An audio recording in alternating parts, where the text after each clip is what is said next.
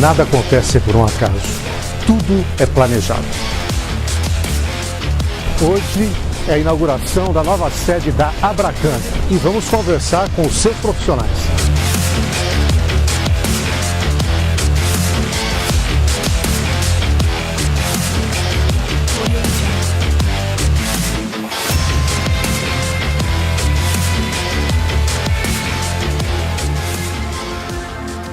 Planeta Economia Business, com Reinaldo Caféu. Planeta Business, na Associação Brasileira de Câmbio, a Abracan, e agora entrevistando o Isnei Manuel Rodrigues. Isnei, muito obrigado por estar aqui conosco. Isso. Fala um pouquinho do Senex, né? Então, o Senex é um projeto que, na verdade, o estudo inicial dele foi desenvolvido enquanto eu estava lá no Banco Central. Tá? Quando eu voltei da BMF para o Banco Central, eu pedi à diretoria que me deixasse aqui em São Paulo, porque eu já estava estruturado aqui depois de 8 anos, né? E voltar para Brasília seria... Então eles concordaram e eu fiquei aqui fazendo um trabalho sobre câmbio, mercado de câmbio. E desse trabalho resultaram 3 projetos. E um deles é esse, o Senex, que a gente deu o nome de Senex, mas na época não é Senex, que é voltado para o comércio exterior brasileiro. Como você sabe, o comércio exterior, o Brasil no comércio internacional, ele tem uma atuação, uma presença muito acanhada. Tá? Menos de, se pegar importação e exportação, estamos falando de 1,1% do comércio mundial. Ele flutua assim entre 1,2%, 0,9%, 1%. Quer dizer, é muito pouco para uma economia que já chegou a ser a quinta no mundo, né? Disputou a quinta né? Posição. Né? Pois é. Então, o que acontece é o seguinte, se você analisa o PIB brasileiro, né, vis-à-vis a outros países com o mesmo PIB, compara a questão do comércio exterior, você vai chegar à conclusão que a participação do Brasil é muito pequena, poderia ser melhor. E com uma pauta fraca, né? E concentrada. E concentrada. Tá? Então, o que acontece? Você analisa primeiro esse aspecto da participação do Brasil. Aí você chega à conclusão de que, de fato, é uma participação muito acanhada. Aí você desce para dentro do assunto, faz um zoom, você chega à conclusão de que o Brasil hoje conta, eu vou falar em números redondos, né? Pequena variação. Você tem hoje por volta de 65 mil agentes de comércio exterior. Eu estou falando de exportador e importador. Perfeito. Né? Esses 65 mil, tá? Eles são responsáveis pela exportação. Eu vou falar números de 2014 e eu explico por quê. Porque foram números que subsidiaram aquele projeto de lei que o deputado está conduzindo. Tá? O Walter Yorsch. O Walter Yorsch, né? O deputado Walter Yorsch está conduzindo um projeto, que é um projeto muito bonito, que vai beneficiar muito esse setor. E aquele projeto eu tive uma participação nele também e nós utilizamos esses dados que eu vou falar para ficar convergentes. Mas ilustra bem. Então, o que acontece? No ano de 2014, que foi a base da elaboração daquele trabalho, e foi 2014 porque era o ano que estava fechado nas instituições importantes do cenário internacional, que foi o Banco Mundial e a Organização Mundial do Comércio, o Brasil tinha uma exportação de 225 bilhões de dólares. Isso caiu, tá? Caiu bastante lá para cá. 225 bilhões de dólares, quando você pega e faz um zoom em cima dele, você chega à conclusão seguinte, são 22 mil exportadores, eu falei 65 mais exportador. E importador. Isso. Então, só importador são 22, 23 mil exportadores, o restante são importadores, né? Esses 22 mil exportadores são responsáveis por esse movimento de 225 bilhões de dólares daquele ano. Anual. Mas quando você analisa o perfil desse valor, você chega à conclusão que desses 22 mil exportadores, 250 exportadores são responsáveis por 75% daquele volume. Parece a concentração bancária que você citou. Eu vou chegar nela. Porque você não tem comércio exterior sem ter câmbio, né? E não tem câmbio no Brasil sem não passar pelo banco. Bom, mas então voltando lá. Aí você analisa aquilo, tem alguma coisa errada. 22 mil exportadores, 250, né? Mas não para por aí. Quando você analisa o perfil dos 250, você chega à conclusão que são, na maioria, quase 80% desse conjunto aí, desse subconjunto, tá? Exportadores de commodities, matéria-prima. Então você tem uma primeira concentração, uma segunda concentração, né? Aí vamos, pô, tem alguma coisa errada, né? Você não tem uma representatividade significativa na pauta brasileira do produto manufaturado, exceto assim... Não tem valor agregado. Né? Não tem valor agregado, exceto o comércio bilateral com a Argentina, México, e você tem aí uma concentração grande do setor automobilístico. E aí você tem um agregado maior. Mas no cômputo geral é muito pequeno. Aí você faz um zoom maior ainda nesse ponto e você chega à conclusão. Primeira concentração, segunda concentração. Aí vem uma terceira, que é o destinatário desses produtos, que está centralizado basicamente na Ásia, principalmente China. Portanto, de novo, você tem um problema, né? Que se houver... 3 agora. Né? Você der um vento lá, pega a gripe aqui. Está entendendo? E outra coisa, essas commodities são precificadas internacionalmente, você não tem poder de ingerência. Você é tomador de preço de mercado. Entendeu? Caiu, cai aqui também. Então, é muito óbvio o problema que você tem que administrar, não é? E além de tomar preço de mercado, quando você fala em commodities sem valor agregado, você é uma presa fácil, né? Porque aí o que levaria a comprar no Brasil, não comprar da África, não comprar de outro importante exportador, você não tem valor agregado, né? Tá entendendo? Não tem qualificação e o centro brasileiro tenta o quê? Corrigir então, isso? Aí você vai analisar daí que surgiu o estudo, o SENEX, o Centro Brasileiro, né? Você vai estudar o seguinte, por que acontece isso? Se você tem 20 e poucos mil exportadores, tem 200 e poucos exportadores, menos de 1.000 exportadores, que concentra isso tudo no commodities para um continente, para um setor, para um destinatário. Ou para algum grupo de destinatário. Aí você cai no sistema de pagamentos, que é o seguinte, você não tem comércio exterior sem ter câmbio. Sim. Não é? Câmbio faz parte do comércio exterior. Eu gosto muito de citar um economista francês que, no meu entendimento, foi a melhor definição para câmbio, Gaëtan Pirot. Ele definiu que câmbio é a convergência do nacionalismo da moeda com o internacionalismo do comércio. Perfeito. Tá?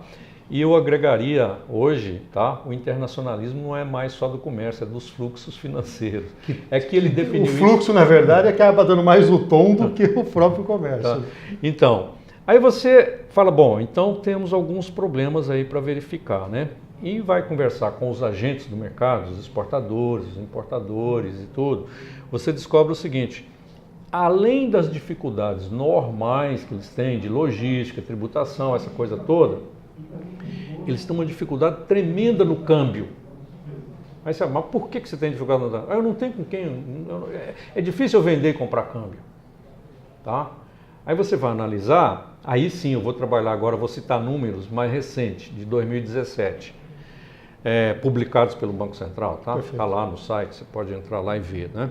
Então, 2017, o mercado primário de câmbio, vamos explicar aqui, mercado primário de câmbio é toda operação entre uma instituição financeira autorizada, né? No Brasil, você sabe, só pode comprar e vender câmbio via uma instituição financeira, sim. Então toda uma instituição financeira autorizada e seu cliente, esse é um mercado primário, né? Então esse mercado primário é o mercado que representa de fato o que gira na economia real. Depois você tem o mercado secundário que é interbancário, né? Então aí é só troca de posições. Mas o mercado primário do ano passado, ele movimentou 1 trilhão e 320 bilhões de dólares. De um PIB aí de 7 trilhões aproximadamente. Né? De reais, né?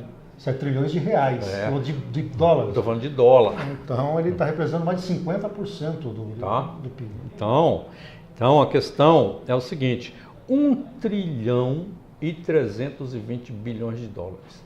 Aí você pega a estatística do Banco Central, publicada lá no site dele, e faz uma organização por ordem decrescente, você vai ver que as 10 primeiras instituições financeiras, todos os bancos, né, congrega ali 80% desse valor.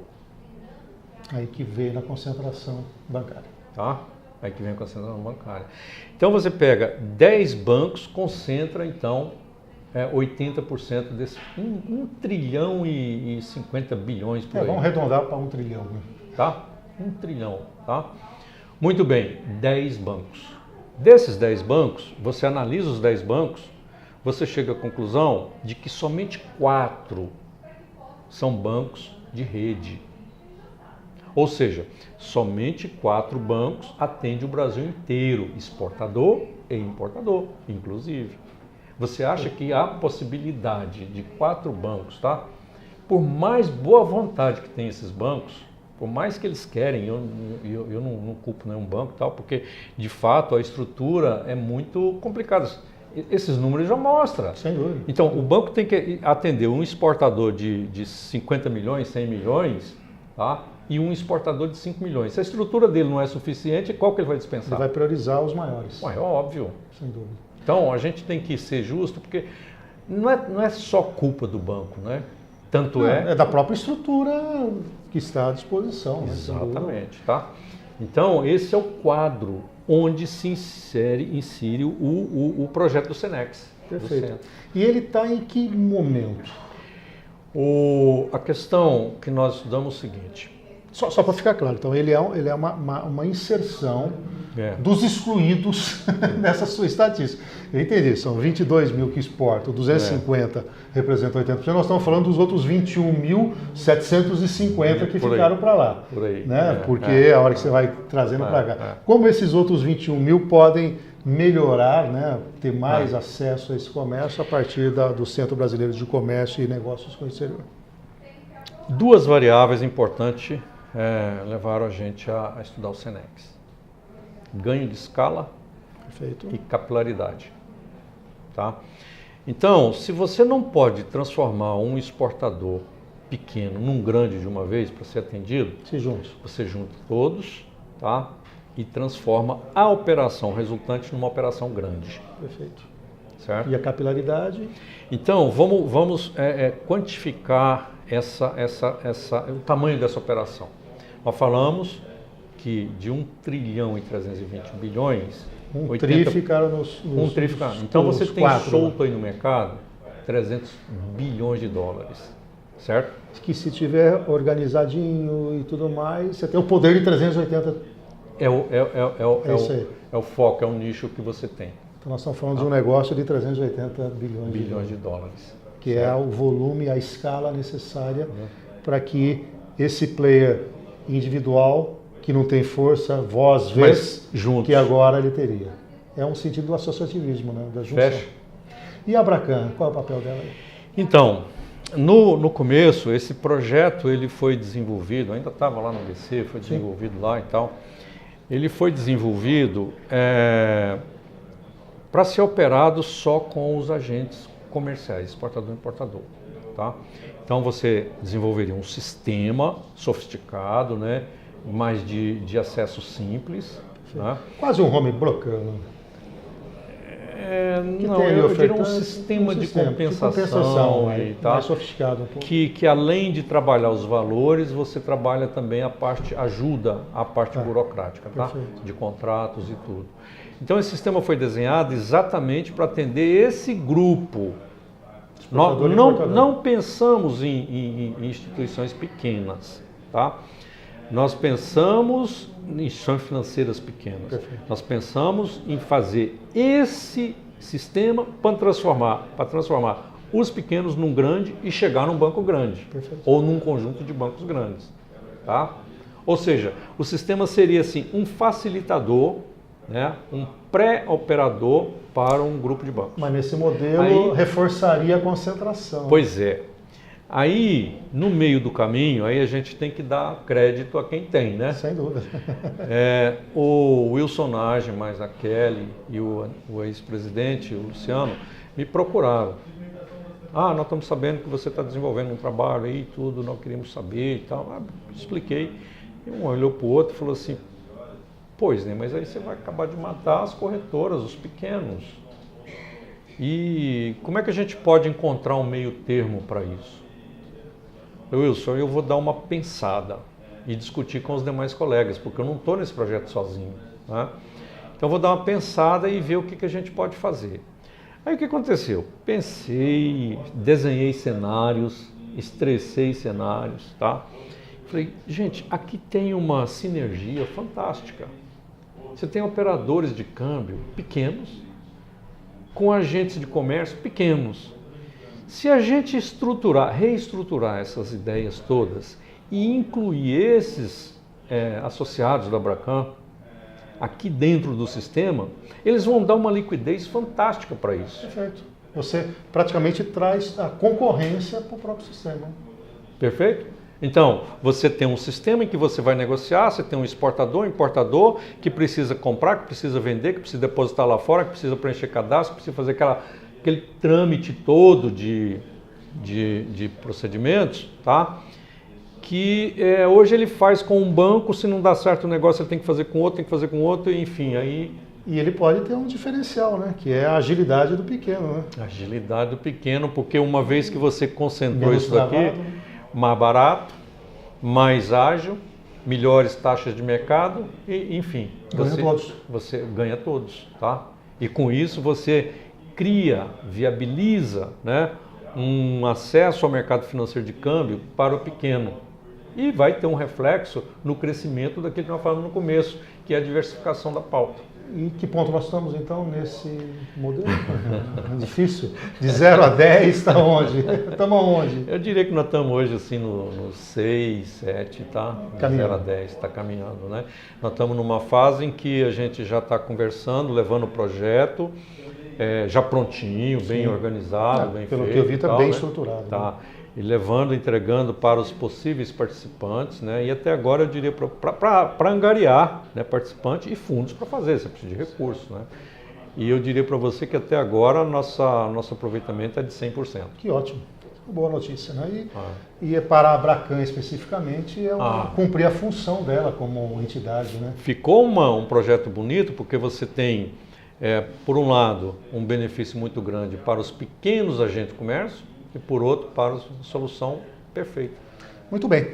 Isnei Manuel Rodrigues, muito obrigado pela sua participação, foi muito esclarecedora. Eu aprendi bastante aqui e entendi bem o modelo. Eu acho que isso vai facilitar também o entendimento daqueles que acompanham o trabalho da Abracan. Eu que agradeço. Planeta Business e Abracan, parceria de sucesso.